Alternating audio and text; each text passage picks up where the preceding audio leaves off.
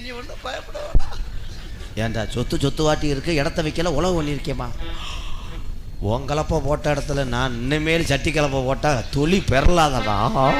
ஓ முகரைய போடா. உன் காதலை சொல்.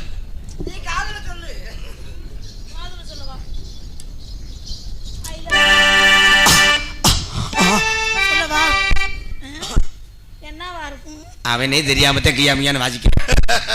என்னடா வாசிய? சிந்திய வெண்மின். அது உனக்கு என்ன பிறந்தவரை கட்டி பிறந்தவை இவதான்.